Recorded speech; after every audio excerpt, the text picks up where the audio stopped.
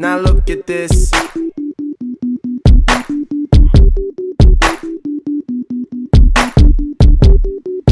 What's up about penguins? Today we're going to do topic 4.7, regulation of cell cycle. So in the previous video, we talked about the cell cycle and we talked about how there was interphase and then there was the mitotic phase. Interphase made up of G1, S, and G2. It was preparing for the cell to divide, versus mitosis was the nuclear division in which the cell was dividing its nucleus, and then cytokinesis was the division of cytoplasm.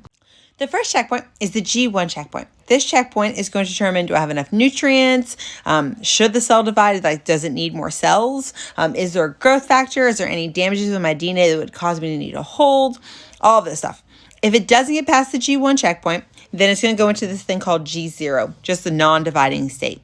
So liver, muscle, and nervous cells are all going to be in a G0. They're in a non-dividing state. Our second checkpoint is over here in G2. G2 checkpoint is going to determine, did I replicate all the DNA and are there any errors in that DNA? So it's basically ensuring, okay, if I'm going to divide my nucleus, am I actually ready to divide my nucleus? So how do we get past that G2 checkpoint? Well, we're going to have this thing called cyclin-dependent kinase. It's an MPF. So MPF is maturation promoting factor. It allows you to move into mitosis. And so it's going to be a kinase, as we said before. Kinases are in charge of phosphorylating.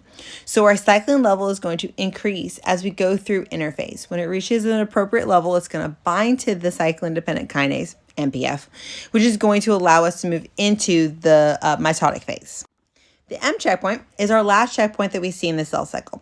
So the M checkpoint is right in the middle of metaphase. And so if you remember, metaphase was when we had our sister chromatids attached to the microtubules.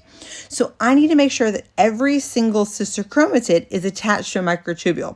If it's not, then the cell can't divide. And so that's the function of the M checkpoint, is to ensure that all of the spindles are attached to all the sister chromatids to ensure that I have equal division of my nucleus. So if something happens with the cell cycle and we're not following these checkpoints, that's when we lead into cancer. So let's talk about a couple of genes that deal with cancer. So normally you have proto-oncogenes. Proto-oncogenes are the normal cell division genes. They make the proteins to allow for cell cycle. And then you also have your tumor suppressor genes. Those genes are going to inhibit excessive growth.